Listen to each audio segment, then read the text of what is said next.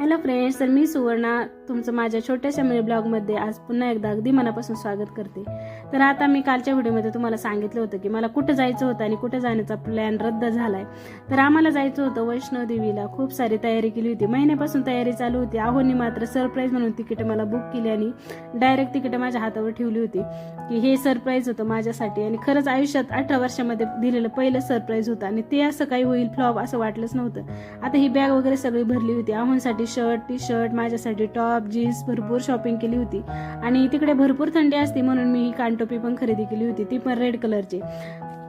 म्हटलं फोटो वगैरे छान येतील, एवढं सगळं नियोजन केलं होतं. सगळं काही 4 दिवसाचा राहण्याचा प्लॅन होता, त्यामुळे 4ही दिवस घालण्यासाठी मी जीन्सच घेतले होते. कारण तिथल्या थंडीचा मला अंदाज आहे, कारण माझे मिस्टर 3-4 वेळा जाऊन आले, त्यामुळे मला ते सांगायचे ना तिकडं खूप थंडी आहे. त्याच्यामुळं थंडीपासून आपलं संरक्षण होईल एवढे सगळे दोघांसाठी कपडे खरेदी केले. सगळं काही बॅग अगदी भरून तयार होते. आम्हाला जायचं ती फिक्स झालं होतं ना, त्याच्यामुळं मग त्या दिवसाची ही बॅग तशीच ठेवली होती. असं वाटत होतं आज ना उद्या ते स्ट्राईक संपेल आणि मग आमचं जाणं होईल अशी मनात वेळी आशा होती. आता हा ड्रेस मी दाखवला तो मला वैष्णोदेवीला जाताना, देवीच्या दर्शनाला जाताना घालायचा होता. आठवणीने ब्रश घेतले, छोटी कोलगेट घेतली, न गोठणारी तेलाची बॉटल घेतली, छोटासा साबण घेतला.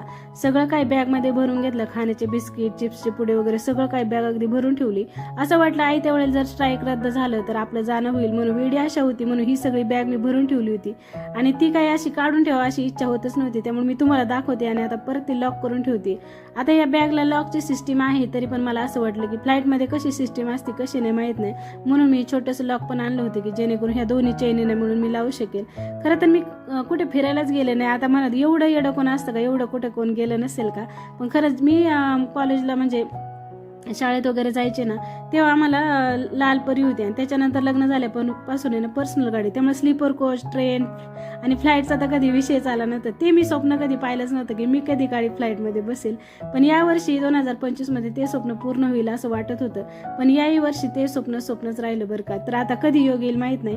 पण झालं असं की स्ट्राईकमुळे आम्ही इंडिगो कंपनीचे फ्लाईटचे तिकीट्स बुक केले होते आणि 3 तारखेपासून स्ट्राईक चालू आहे. अजूनही स्ट्राईक काही मागं घेतलेलं नाही, त्याच्यामुळे आता तिकीटाचे पैसे पाठीमागं मिळतील की नाही माहीत नाही. पण तिकडून रिटर्नचे तिकीट, इकडून जातानाचे तिकीट, परत तिथलं हॉटेलचं बुकिंग वगैरे सगळे पैसे पाण्यातच गेले. आता येतील तेव्हा खरं, आता हॉटेलचे वगैरे काही मिळणार नाही. आता म्हणतात आहो की फ्लाईटचे वगैरे मिळतील, पण मिळतील तेव्हा खरं हो की नाही. तर मी सारख्या बातम्या पाहत होते की किती म्हणजे लोकांचे हाल आहे. एक मनात समाधान होतं की त्यांच्यासारखं आपण अडकलो नाही. जर एखाद्या एअरपोर्टवर जाऊन जर असं या पद्धतीचं जर अडकलं असतं तर काय केलं असतं. म्हटलं देवाचे आणि स्वामींचे तेवढे आभार मानले की तसं काय अडकण्याआधी आपल्याला कळलं की फ्लाईट कॅन्सल झाली म्हणून. चला मग व्हिडिओ ते सेंड करते. Bye bye.